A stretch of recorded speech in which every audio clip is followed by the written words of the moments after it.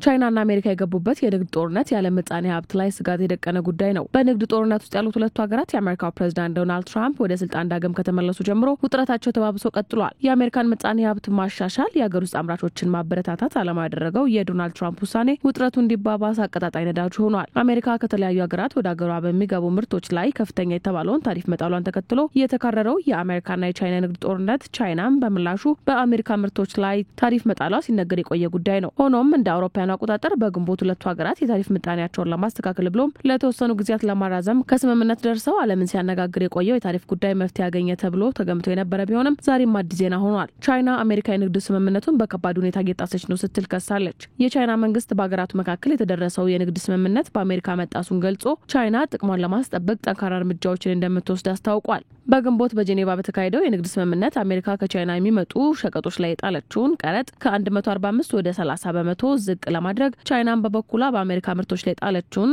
የ125 በመቶ ታሪፍ ወደ 10 በመቶ ለማውረድ ነበር። ቤጂንግ ዋሽንግተን የንግድ ስምምነቱን በአደገኛ ሁኔታ መጣሷን ያስታወቀችው ባለፈው አርብ ትራምፕ በትሩዝ ገጻቸው ቻይና ከኛ ጋር የገባችውን ስምምነት ሙሉ በሙሉ ጥሳለች ሲሉ ከተናገሩ በኋላ መሆኑን ዘጋርዲያን ዘግቧል። የአሜሪካው ፕሬዝዳንት ዶናልድ ትራምፕ ስምምነቱ በቻይና ተጥሷል ማለታቸውን ተከትሎ ቻይና ጥቅሜን አስጠብቃለሁ ማለቷ የዓለም መገናኛ ብዙሃን መነጋገሪያ ጉዳይ ሆኗል። ተንታኞችም ሲመክሩበት የዋሉ ጉዳይ ነው። አገራቱ የዓለምን ምጣኔ ሀብት አደጋ ውስጥ የጣለውን የንግድ ጦርነት ላፍታ ለመግታት ከተስማሙ አንድ ወር ባልሞላ ጊዜ ውስጥ ነው ጣት መቀሳሰር የጀመሩት። እንደ አውሮፓውያን አቆጣጠር ግንቦት 12 ቤጂንግና ዋሽንግተን እየተካረረና አስፈሪ የሆነ የነበረውን የንግድ ጦርነት ለመግታት ብሎም በተለያዩ ምርቶች ላይ የጣሉትን ታሪፍ ለ90 ቀናት ለማቆም ተስማምተው ነበር። ነገር ግን ከስምምነታቸው ከተወሰኑ ጊዜያት በኋላ ቻይና አሜሪካ የገባችውን የታሪፍ ስምምነት በከፍተኛ ሁኔታ ጥሳለች ስትል ወቀሷን ሰንዝራለች። የቻይና ንግድ ሚኒስትር ቻይናና አሜሪካ በግንቦት በጄኔቫ ወደ ሀገራቸው የሚያስገቧቸው ምርቶች ላይ ጣሉት ታሪፍ ዝቅ ለማድረግ ከስምምነት ቢደርሱም አሜሪካ ግን ይህንን ስምምነት በአደገኛ ሁኔታ ዝቅ የሚያደርግ እርምጃ መውሰዷን አስታውቀዋል።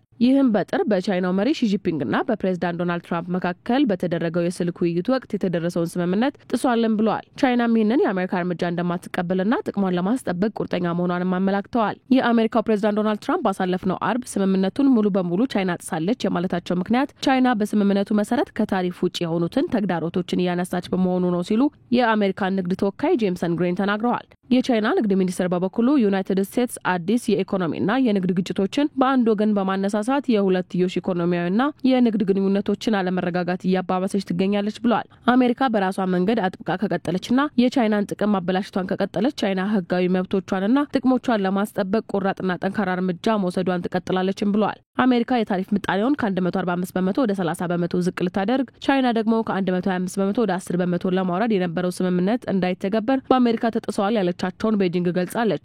ከነዛም መካከል የኮምፒውተር ቺፕ ዲዛይን ሶፍትዌር ለቻይና ኩባንያዎች መሸጥ ማቆም፣ በቻይናው ግዙፍ የቴክኖሎጂ ኩባንያ ሁዋዌ የሚሰሩ ቺፖችን በአገሯ ጥቅም ላይ እንዳይውሉ ማስጠንቀቅና የቻይናን ተማሪዎች ቪዛ መሰረዝን ያጠቃልላል ተብሏል። በሌላ በኩል ትራምፕ አርብ በቻይና ላይ ያለውን ጥገኝነት በመቀነስ የአካባቢውን የብረታ ብረት ኢንዱስትሪና ብሔራዊ አቅርቦትን ለማሳደግ ይረዳል ያሉትን የታሪፍ እቅድ መግለጻቸው ይታወሳል።